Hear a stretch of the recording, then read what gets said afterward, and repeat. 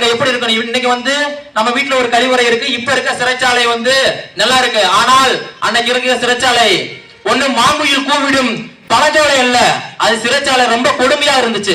எப்படி இருந்துச்சுன்னா, ஒரு குழி இருக்கும், அந்த குழியில தான் எல்லாருமே கழிவறையா பயன்படுத்தணும். சைட்ல 2 பலகை போட்டிருப்பாங்க, அந்த பலகை மேல ஏறி அங்க பாத்ரூம் போயிட்டு வரணும். அது பக்கத்திலேயே சாப்பாடு. எந்த பாத்திரத்தை வந்து நம்ம மனம் கழிச்சு கைகால் கழுவுக்கு பயன்படுத்துறோமோ அதே சாப்பாடு அதே பாத்திரத்துல தான் தண்ணி குடிச்சுக்கணும், சாப்பிட்டுக்கணும். மண் சட்டி தான் சாப்பாடு வாங்குறதுக்கு கொடுத்தாங்க. அந்த மாதிரி கொடுமையெல்லாம் தாங்கி ஒரு தியாக வாழ்க்கைய கொடுத்து நான் இன்னைக்கு வந்து இங்க பேசுறதுக்கு காரணமானவங்களை பேசுறதுக்கு ஒரு தடை ஏற்படுது. அப்படிங்கும் போதுதான் கொஞ்சம் நெஞ்ச பதறுது.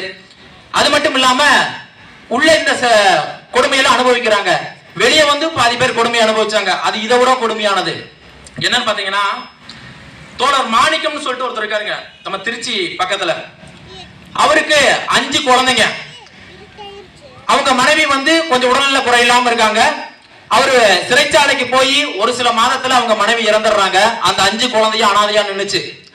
அன்னைக்கு எங்க தீகா தோழர்கள் தான் அந்த 5 குழந்தையும் வளர்த்து அவங்களுக்கு ஒரு அந்த குடும்பத்துக்கு நாங்க இருக்கோம் அப்படின்னு தைரியம் கொடுத்தாங்க. அந்த பெரியார் முன்னாடி இருந்து கொடுத்த தைரியம் தான் அவங்க எல்லாத்துக்கும் உள்ள போய் நான் அந்த தண்டனை ஏத்துக்கிறேன்னு காரணமா இருந்துச்சு. அத்தகைய தியாக தலைவர் நமது பெரியார் அவர்கள். அது மட்டும் இல்லாம ஒரு இளைஞர்னு கூட சொல்ல முடியாது, குழந்தை பெரியசாமி அப்படின்னு சொல்ற ஒருத்தர் கவர்னர் வந்து கேக்குறாரு, தம்பி இந்த மாதிரி சின்ன பையன் நீ வந்து மன்னிப்பு கடிதம் எழுதி கொடுத்துட்டு வெளியே போயிருப்பா, உன்னை நான் விட்டுறேன் அப்படின்னு சொல்றாரு.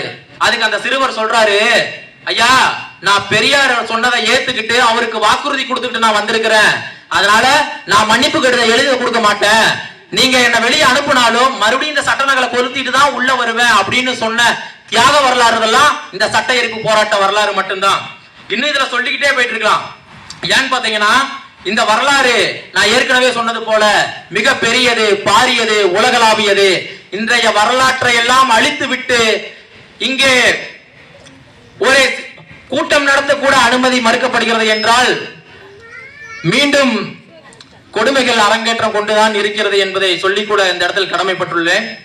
அதே போல இஸ்லாமியர்களும் இந்த போராட்டத்துல பெரும்பான்மையா கலந்துக்கிட்டாங்க.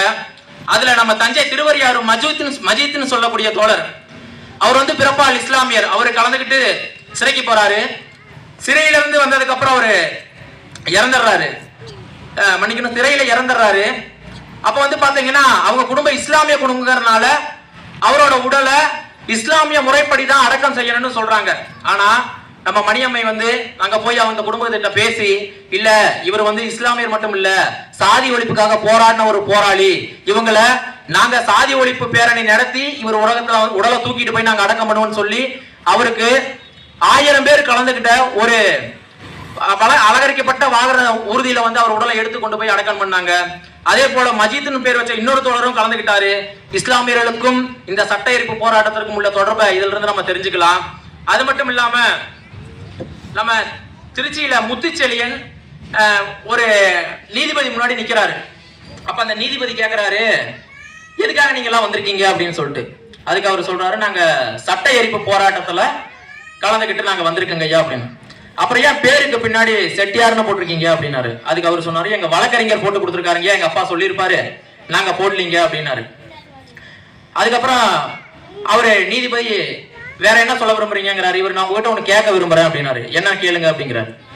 ஐயா எல்லாரும் தண்டனை 3 மாசம் கொடுத்துருக்காங்க, 6 மாசம் கொடுத்துருக்காங்க, நீங்க மட்டும் ஏங்கய்யா 1.5 வருஷம் கொடுத்துருக்கீங்க எங்களுக்கு அப்படின்னு கேக்குறாங்க.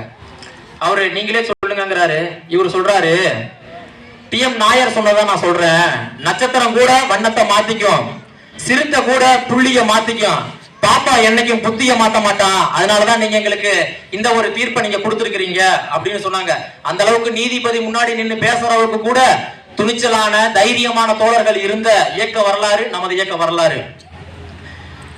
ஒரு கர்ப்பிணி பெண் சிறைச்சாலையில உள்ள இருக்கப்பயே 5 தாய்மார்கள் உள்ளேயே பிரசவமாகுது.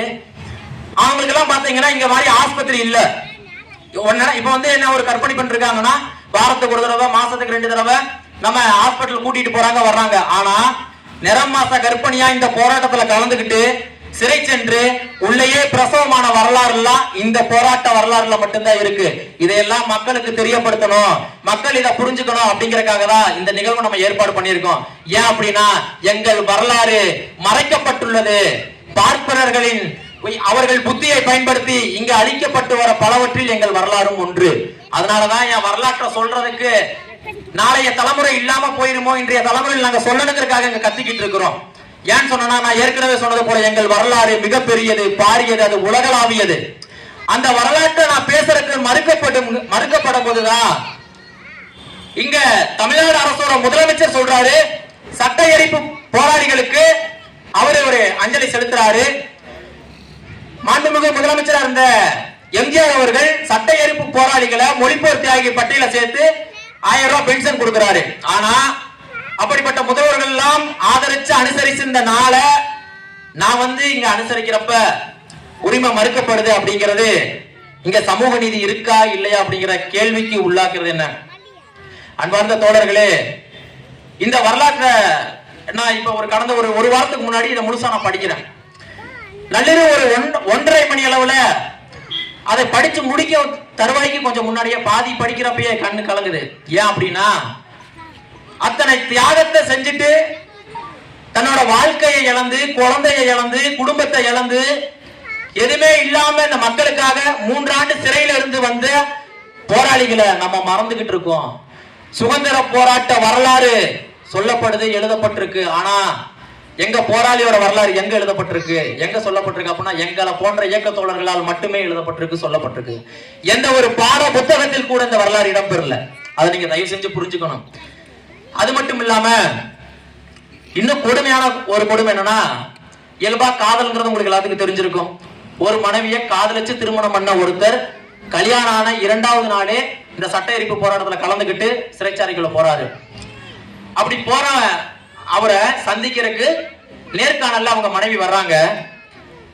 அந்த மனைவிய ஒரு தடவை 2 தடவை அவரு தொடர்ச்சியா சந்திக்கிறாரு. 3வது தடவை சந்திக்க வரப்ப சொல்றாரு, தயவு செஞ்சு இனிமேல் நீங்க என்ன பார்க்க வராதீங்க. ஏன் அப்படின்னா என்னோட இறுகிய அந்த மனசு, நீங்க அழுகிறப்ப என்னோட மனசு கலங்குது.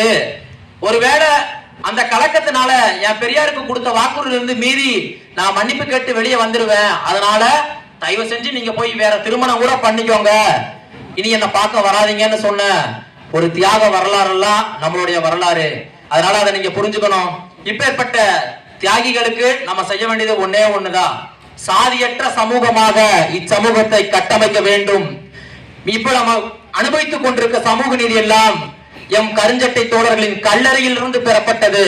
சுதந்திரம் கிடைத்ததில் நான் சுதந்திரமா வாழல, என் போராடினதுக்கு அப்புறம் இந்த சட்டம் திருத்தப்பட்டது அப்படின்னா அவன் வரலாறு நான் பேசுறதுக்கும் சொல்றதுக்கும் இந்த கருஞ்சட்டை போடுறதுக்கு எனக்கு உரிமை உள்ளது என்று சொல்லி நல்லதொரு வாய்ப்பை அளித்த எனது தலைவர் தி.க. சண்முகம் அவர்களுக்கும் தோழர் களத்திற்கும் நன்றி கூறி வாய்ப்புக்கு நன்றி பாராட்டி விரும்புகிறேன். நன்றி, வணக்கம்.